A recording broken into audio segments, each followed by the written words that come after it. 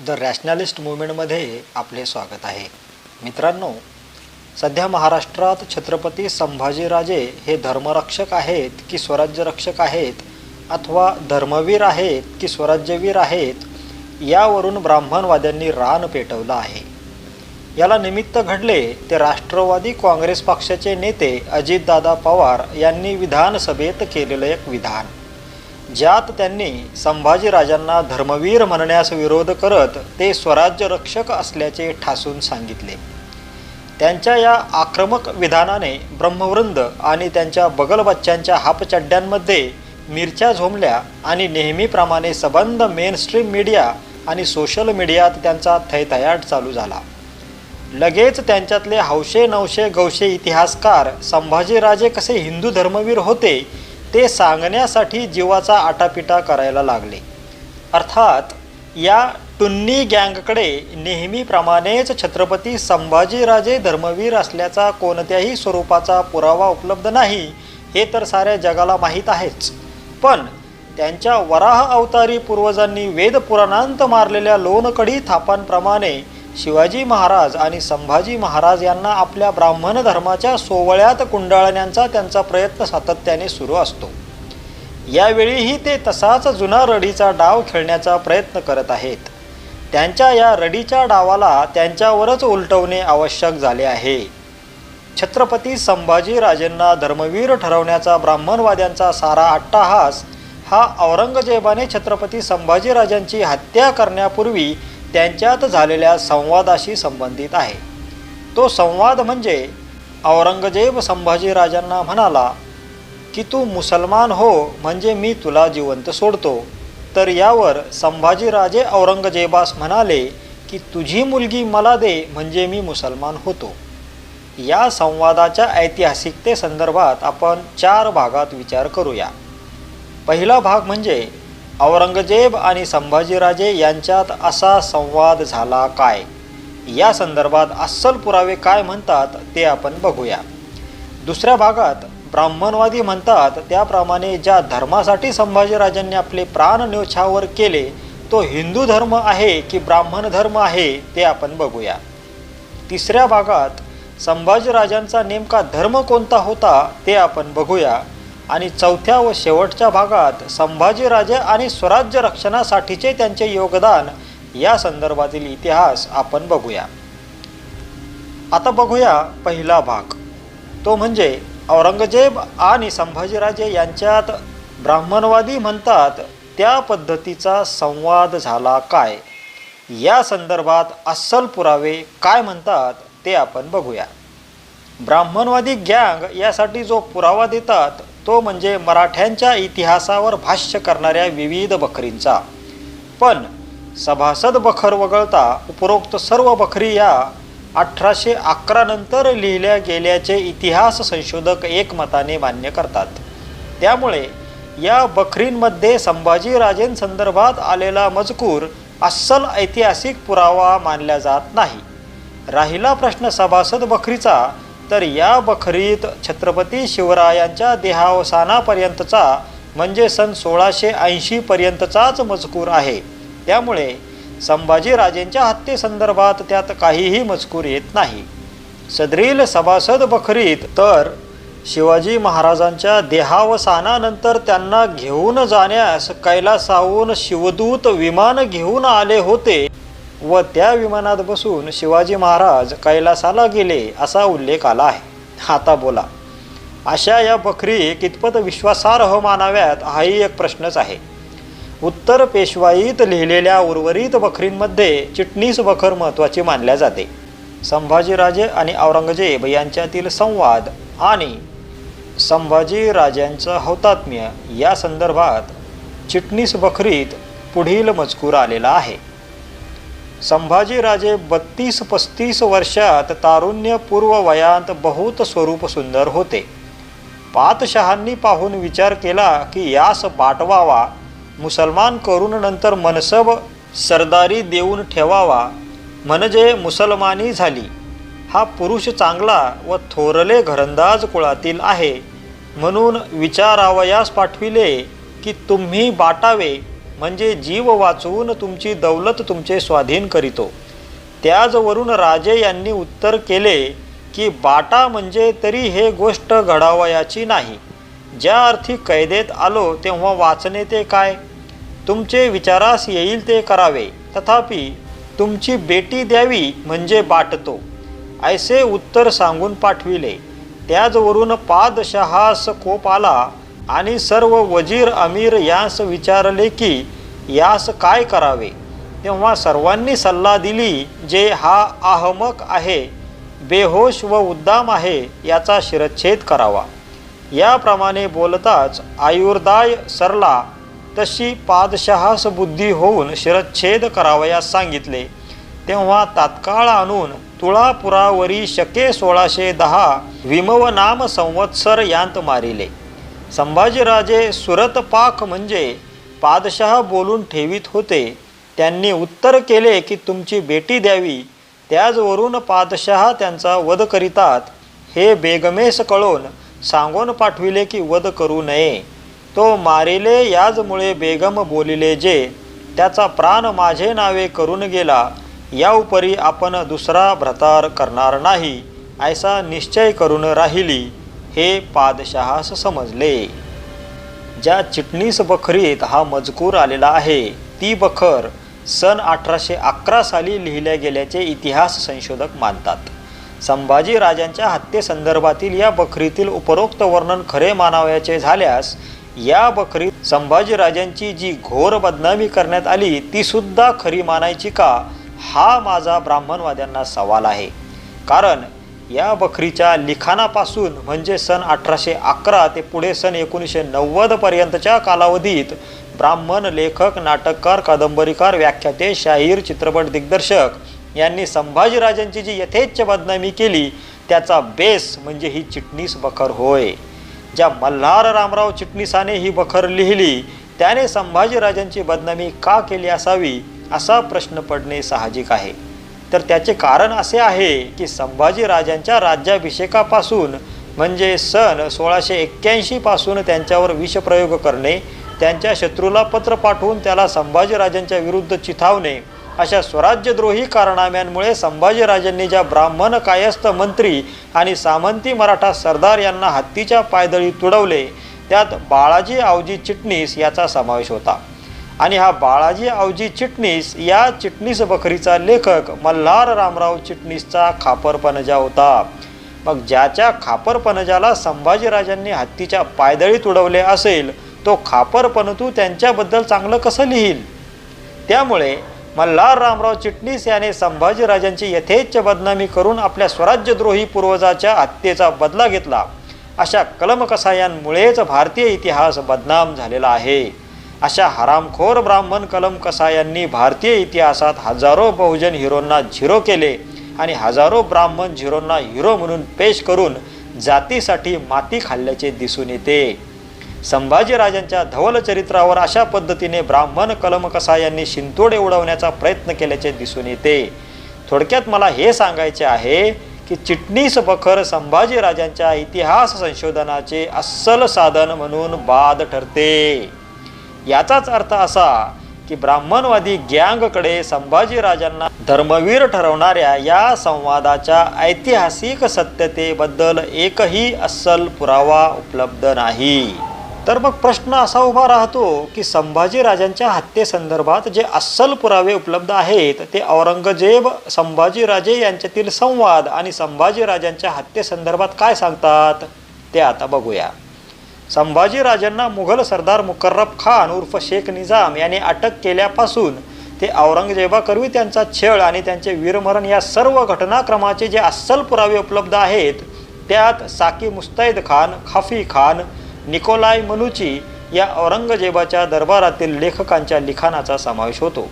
त्यांनी या घटनेसंदर्भात सविस्तर मजकूर लिहून ठेवलेला आहे. सदर घटनेविषयी साकी मुस्तैद खान आपल्या मासिर ई आलमगिरी या ग्रंथात म्हणतो, संभाने पूर्वी शाही दयेचे मूल्य दुर्लक्षित केले होते. पहिल्यांदा आपल्या वडिलांच्या सोबत असताना तो बादशहाच्या दरबारातून पळून गेला होता आणि दुसऱ्यांदा दिवंगत दिलेर खानाच्या शामियान्यातून तो पळाला होता. पुन्हा असे घडू नये यासाठी त्याच रात्री त्याचे डोळे पाहण्याच्या शक्तीपासून वंचित केल्या गेले, म्हणजे काढल्या गेले, आणि दुसऱ्या दिवशी कपटी कवी कलशसह त्याची जीभ छाटल्या गेली. साकी मुस्तैद खान याच्या या पुस्तकाची इंग्रजी प्रत माझ्याकडे उपलब्ध असून त्यातील ते पान स्क्रीनवर टाकत आहे. आपल्या ग्रंथात त्याने कोठेही औरंगजेबाने संभाजीराजांना मुसलमान होण्यासंदर्भात प्रश्न विचारल्याचे अथवा संभाजीराजांनी त्याला तुझी मुलगी मला दे मग मी मुसलमान होतो असा प्रतिवाद केल्याचे लिहिलेले नाही. खाफी खान हा औरंगजेबाचा दरबारी लेखक सदरील प्रसंगाच्या समयी तिथे हजर होता. तो आपल्या मुंतखाब अल-लुबाब या ग्रंथात या प्रसंगाविषयी लिहितो. त्यांच्या म्हणजे संभाजीराजे व कवी कलश यांच्या आगमनानंतर बादशहा औरंगजेबाने दरबार आयोजित केला आणि कैद्यांना दरबारात आणण्यात आले. त्यांना पाहून बादशहा त्यांच्या सिंहासनावरून खाली उतरला आणि त्याने सर्व शक्तिमान अल्लाहच्या कृतज्ञतेचे आभार मानण्यासाठी गुडघे जमिनीवर टेकले. असे म्हटले जाते की कवी कलशने हे पाहिले. तो हिंदी काव्यात पारंगत होता आणि जरी त्याचे डोके, मान आणि प्रत्येक अंग घट्टपणे बांधले गेले होते जेणेकरून तो बादशहाला काही इजा करू शकणार नाही, तरी त्याची जीभ मात्र मुक्त होती. जेव्हा त्याने बादशहाला अल्लाहचे आभार मानताना बघितले तेव्हा त्याने संभाकडे पाहिले आणि या दृश्यासाठी त्याने काव्याच्या काही हिंदी ओळी म्हटल्या. राजन तुम हो साच खरे, क्या खूब लढे हो जंग, देखत तव चंड प्रताप जही, तखत तेजत औरंग. याचा अर्थ असा की हे राजा, तू किती महान आहेस, तू खरंच युद्धात प्रचंड पराक्रम गाजवला आहेस. तुझा हा प्रताप बघून औरंगजेब त्याचे सिंहासन त्यागून गुडघे टेकवून तुझ्या समोर नतमस्तक होत आहे. कैद्यांना बंदिवासात पाठवल्यानंतर संभाच्या अनुयायांकडे असलेल्या किल्ल्यांच्या चाव्या घेणे आणि संपूर्ण आत्मसमर्पण करण्याच्या अटीवर संभा आणि त्याच्या इतर कैद्यांचा जीव वाचवावा आणि त्यांना कायमच्या कैदेत ठेवावे असा सल्ला बादशहाच्या काही सरदारांनी त्याला दिला. पण त्या कमनशिबी दुष्टांना म्हणजे संभाजीराजे आणि कवी कलश हे माहीत होते की शेवटी त्यांची डोकी उडवल्या जाणारच आहेत किंवा जरी ते मृत्यूपासून वाचले तरी त्यांना जीवनातील सर्व सुखांपासून वंचित ठेवल्या जाईल आणि जीवनाचा प्रत्येक दिवस हे एक नवीन संकट म्हणून त्यांच्यासमोर उभे असेल. म्हणून संभा आणि कवी कलश या दोघांनी बादशहास उद्देशून अपमानास्पद भाषेत आणि अत्यंत आक्षेपार्ह अशी शेरेबाजी केली. त्यांच्या अशा आक्षेपार्ह शेरेबाजीमुळे बादशहा चिडला आणि त्याने आपल्या सल्लागारांचा किल्ल्यांच्या चाव्या मिळण्याच्या अटीवर त्यांना सोडण्याचा सल्ला नाकारला आणि बादशहाने आज्ञा दिली की दोघांच्या जिभा कापून टाका जेणेकरून त्यांनी यापुढे अनादराने बोलू नये. यानंतर त्या दोघांचे डोळे फोडून टाका. मग इतर 10-11 लोकांसह त्यांना विविध प्रकारच्या यातना देऊन जीवे मारा असे आदेश दिले आणि शेवटी बादशहाने फरमावले की संभा आणि कवी कलशचे डोके पेंढ्याने भरून सर्व शहरे व गावांमध्ये जल्लोषात फिरवावे. खाफी खानाच्या या पुस्तकाच्या इंग्रजी भाषांतराच्या प्रतीचे पान स्क्रीनवर टाकत आहे. खाफी खानाच्या या आखोदेखा हालवरून हाच निष्कर्ष निघतो की संभाजीराजे आणि कवी कलश यांनी औरंगजेबास आक्षेपार्ह भाषेत शेरेबाजी केल्यामुळे तो चिडला आणि त्याने त्या दोघांना हाल हाल करून मारण्याचे आदेश दिले.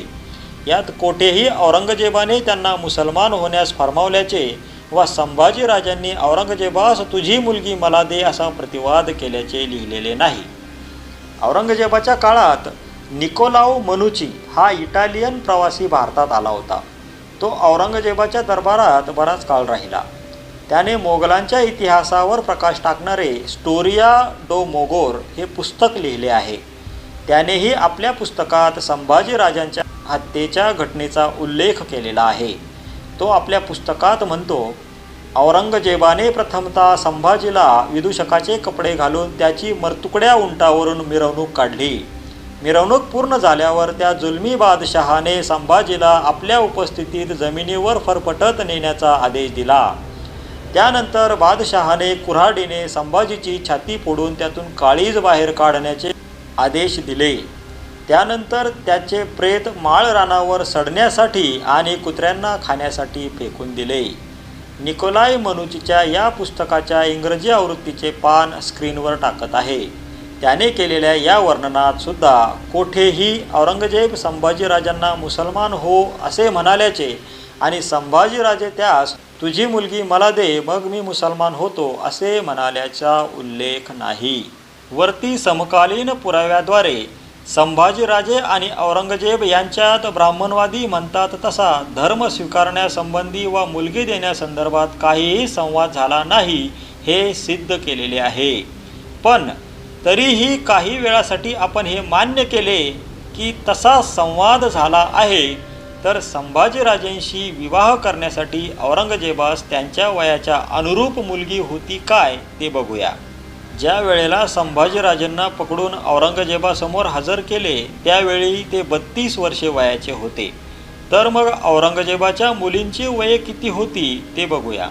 या संदर्भात प्रसिद्ध इतिहास संशोधक वासी बेंद्रे आपल्या छत्रपती संभाजी महाराज या संशोधनपर ग्रंथात म्हणतात, औरंगजेबास एकंदर 5 मुली होत्या. त्यापैकी तिसरी बदरुन्निसा 9 एप्रिल 1670 रोजी वारली. चौथी झुबदतुन्निसा व 5वी मिहिरुन्निसा यांची लग्ने झाली होती. पहिली झेबुन्निसा ही इसवी सन 1638 जन्मली व 1702 ईस्वीमध्ये मेली. ती अकबराच्या प्रकरणात गोवली गेल्याने तिला दक्षिणेत यावयास मिळालेच नाही. राहता राहिली दुसरी मुलगी झियतुन्निसा हिचा जन्म 5 ऑक्टोबर 1643चा. संभाजीस मारले त्यावेळी ही 46 वर्षांची म्हणजे संभाजीपेक्षा 13 ते 14 वर्षांनी मोठी होती. लग्नासंबंधीचे तिचे वय उलटून गेले होते. इतकेच नव्हे तर तिच्या धाकट्या 3 बहिणींची लग्ने झाली तरी तिने लग्न न करण्याचा निग्रह पाळला होता. ती चांगली शिकलेली होती. यावरून संभाजीराजांनी औरंगजेबाकडे त्याच्या मुलीची मागणी घातल्याची कथित बाब ही ब्राह्मणी लोणकढीची थाप असल्याचे सिद्ध होते. उपरोक्त सर्व अस्सल पुराव्यांचा सार एवढाच की ब्राह्मणवादी टुन्नी गँग म्हणते त्याप्रमाणे म्हणजे तू मुसलमान हो आणि तुझी मुलगी मला दे म्हणजे मी मुसलमान होतो अशा स्वरूपाचा संवाद औरंगजेब आणि संभाजीराजे यांच्यात झालाच नसल्याने ते धर्मवीर ठरत नाहीत. याचा अर्थ हा की इतिहासात जी बाब घडलीच नाही ती बाब घडली असल्याचे खोटे कथन ब्राह्मणी छावणीतून जाणीवपूर्वक वारंवार करण्यात येत आहे. खोट्या गोष्टी मोठ्या करण्यात या देशातील ब्राह्मण हिटलरचा प्रचारमंत्री गोबेल्स याचे बाप असल्याचे भारतीय इतिहासात वारंवार सिद्ध झाले आहे. छत्रपती संभाजी महाराजांना धर्मवीर ठरवण्याचा हा अश्लाघ्य प्रकारही या ब्राह्मणी षडयंत्रापासून वंचित नाही हेच यातून सिद्ध होत आहे. आता बघूया दुसरा भाग. या भागात ब्राह्मणवादी म्हणतात त्याप्रमाणे ज्या धर्मासाठी संभाजीराजांनी आपले प्राण न्योछावर केले तो हिंदू धर्म आहे की ब्राह्मण धर्म आहे ते आपण बघूया. ब्राह्मणवाद्यांच्या मतानुसार छत्रपती संभाजीराजांनी हिंदू धर्मासाठी हौतात्म्य पत्करले. या संदर्भात शंभूप्रेमी जनतेने हे लक्षात घ्यायला हवे की जगात हिंदू नावाचा कोणताही धर्म अस्तित्वात नसून आज आपण ज्याला हिंदू धर्म म्हणून ओळखतो तो ब्राह्मण धर्म असून ते ब्राह्मणांनी बनवलेल्या जाती उपजातींचे कडबोळे मात्र आहे. सन 1966च्या शास्त्री यज्ञ पुरुषदजी खटल्यात सर्वोच्च न्यायालयाच्या PB Gajendra Gadkar, KN Wanchu, M Hidayatullah, V Ramaswamy आणि P सत्यनारायण राजू या 5 न्यायाधीशांच्या घटनापीठाने हिंदू हा धर्म नसून जीवनपद्धती असल्याचे स्पष्ट केले आहे. त्यामुळे ब्राह्मणवादी ज्या धर्माला हिंदू धर्म म्हणतात तो हिंदू धर्म नसून ब्राह्मण धर्म आहे हे लक्षात घ्यावे ही विनंती. तात्पर्य हे की हिंदू धर्माचे जर हे वास्तव असेल तर संभाजी महाराजांनी हिंदू नावाच्या धर्मासाठी बलिदान केले या टुन्नी गँगच्या दाव्याला काहीही अर्थ उरत नाही. आता वळूया तिसऱ्या भागाकडे. या भागात संभाजीराजांचा नेमका धर्म कोणता होता ते आपण बघूया. ते ब्राह्मण धर्माचे अनुसरण करत होते की आणखी दुसऱ्या कोणत्या धर्माचे अनुसरण करत होते या प्रश्नाच्या उत्तराच्या आधारे ब्राह्मणवाद्यांच्या संभाजीराजांना धर्मवीर ठरवण्याच्या मोहिमेस पूर्त नेस्तनाबूत करता येईल.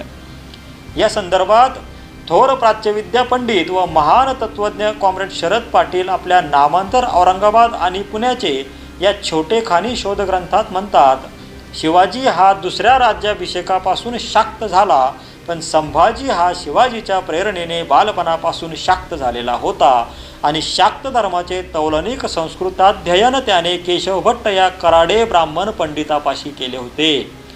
औरंगजेबाच्या परत्वे वर्णजाती समर्थक इस्लामी धर्मांधतेला आव्हान संभाजीने ब्राह्मणी धर्मांधतेने उभे केले नाही, तर वर्णजात श्रीदास्य विरोधक शाक्त धर्माने उभे केले. ब्राह्मणी सरकारकून व इतिहासकार यांचा आणि औरंगजेबाचा संभाजीबद्दलचा संतापातिरेक याबद्दल होता आणि म्हणून संभाजीची प्रथम प्रतिकात्मक हत्या ब्राह्मणी सरकारकून व इतिहासकार यांनी केली आणि नंतर प्रत्यक्षपणे औरंगजेबाने. याचा अर्थ असा की संभाजीराजे हे शाक्त धर्म उपासक होते. शाक्त धर्म उपासनेमुळेच ते संस्कृत भाषेचे अध्ययन करू शकले आणि त्यात पांडित्य मिळवू शकले. ते इतके मोठे विद्वान होते की त्या काळाचा सर्वात श्रेष्ठ ब्राह्मण पंडित गागा भट्ट याने समयनय हा आपला ग्रंथ संभाजीराजांना समर्पित केला होता. आता प्रश्न उभा राहतो की ही शाक्त धर्म नेमकी काय भानगड आहे? शाक्त म्हणजे शक्तीचे उपासक, शक्ती म्हणजे श्री शक्तीची आराधना करणारा धर्म म्हणजे शाक्त धर्म.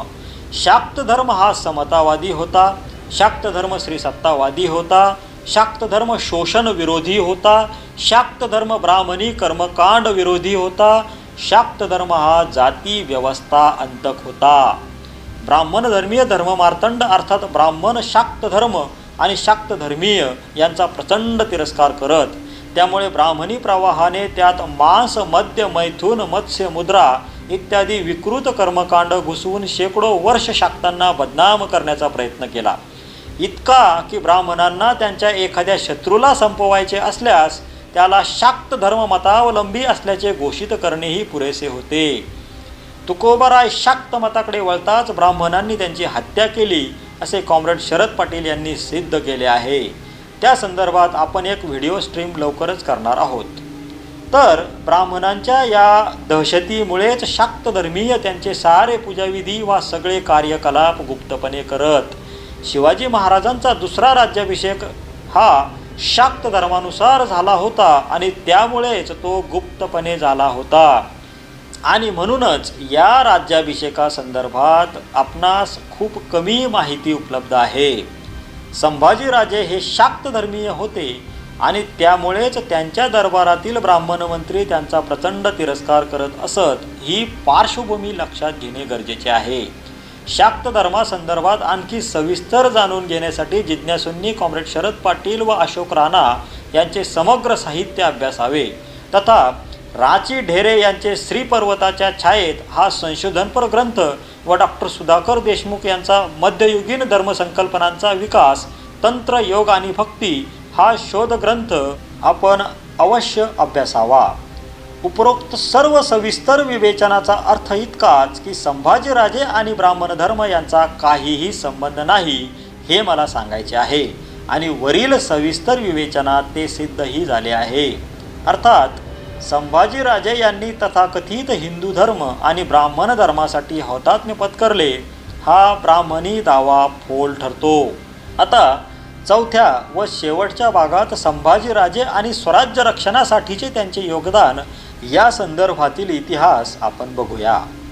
संभाजीराजे जेव्हा फक्त 9 वर्षांचे होते तेव्हा पुरंदरच्या तहानुसार शिवाजी महाराजांनी मोगलांना दिलेले वचन पाळावे यासाठी शिवरायांना आपल्या पोटच्या गोळ्याला म्हणजे संभाजीराजांना मिर्झाराजे जयसिंग याच्याकडे अक्षरशः ओलीस ठेवावे लागले होते. तेव्हापासून ते मृत्यूपर्यंत म्हणजे वयाच्या 32 वर्षापर्यंत संभाजीराजांच्या आयुष्याचा क्षण न क्षण आणि रक्ताचा कण न कण स्वराज्यासाठी खर्ची पडला होता. त्यांच्या राज्यारोहणापासून म्हणजे सन 1681 पासून त्यांना सातत्याने प्रत्यक्ष बादशाह औरंगजेबाच्या आक्रमणाचा सामना करावा लागला होता. तेव्हापासून ते मृत्यूपर्यंत त्यांनी स्वराज्य रक्षणासाठी शेकडो लढाया लढल्या आणि प्रत्येक लढाई जिंकली. या अर्थाने छत्रपती संभाजीराजे हे सर्वार्थाने स्वराज्य रक्षकच ठरतात. आणि त्यांनी वर्ण जातीला विरोध करणाऱ्या, पर्यायाने ब्राह्मण धर्माला नेस्तनाबूत करू पाहणाऱ्या शाक्त धर्माचा स्वीकार केल्याने ब्राह्मण मंत्री सातत्याने त्यांच्या विरुद्ध षडयंत्र करत राहिले. तो महाविद्वान आणि महापराक्रमी संभाजी राजा अशा आतल्या आणि बाहेरच्या शत्रूंसोबत शेवटपर्यंत निधड्या छातीने झुंजत राहिला. पण स्वराज्यद्रोही ब्राह्मण मंत्री आणि स्वराज्य शत्रू औरंगजेब यांना तो शरण गेला नाही. यातच त्या राजाची महानता आहे. या संदर्भात प्रसिद्ध इतिहास संशोधक चंद्रशेखर शिकरे आपल्या छत्रपती संभाजी राजांची संघर्षगाथा या संशोधन ग्रंथात म्हणतात, संभाजी राजांचा ब्राह्मण मंत्र्यांबरोबर शिवरायांच्या शाक्त राज्याभिषेकापासून सुरू झालेला रक्तरंजित संघर्ष हा व्यक्तिगत सत्ता स्पर्धेतून सुरू झालेला नव्हता, तर शोषक, विषमतावादी, पुरुषप्रधान वैदिक ब्राह्मणी धर्मसंस्कृतीच्या रक्षकांच्या विरोधातला समतावादी शाक्त धर्माच्या अब्राह्मणी योद्ध्याने संभाजीने पुकारलेला तो कडवा एल्गार होता. त्यांच्या विषमतावादी व्यवस्थेची मृत्यूघंटा संभाजीराजे वाजवीत असल्याचे पाहून या व्यवस्थेच्या रक्षणकर्त्या वैदिकाभिमानी ब्राह्मण मंत्र्यांनी जीवाचा आटापिटा करून औरंगजेबाच्या हातून संभाजीराजाला संपविले आणि त्यांना अनुकूल ठरणाऱ्या दुर्बल, अननुभवी राजारामाला स्थापन केले. तात्पर्य हे की ज्या जातीयवादी अनाजीपंथी ब्राह्मण मंत्र्यांनी आपल्या पिढ्यानपिढ्यांच्या विश्वासघातकी DNAला अनुसरून स्वराज्यद्रोह केला आणि संभाजीराजांना पकडून औरंगजेबाच्या हवाली केले तथा त्यानंतर मनुस्मृतीनुसार त्यांची निर्घृण हत्या केली, त्याच अनाजीपंथाची अवलाद आज हापचड्डी गच्च पकडून आणि जानवं घट्ट आवळून महाराष्ट्राच्या चौकात चौकात धर्मवीर धर्मवीर म्हणून बोंब ठोकत आहेत. धिक्कार असो अशा हरामी पिलावळीचा आणि जय जयकार असो शाक्तवीर तथा स्वराज्य रक्षक छत्रपती संभाजी महाराजांचा. जय शंभूराजे. मित्रांनो, द रॅशनलिस्टच्या माध्यमातून भ्रमवादी टुन्नी गँगची सर्वंकष हरामखोरी बाहेर आणण्याचे काम आम्ही सुरू केले आहे. आपणास आमचे हे काम कसे वाटते ते कमेंट करून नक्की कळवा.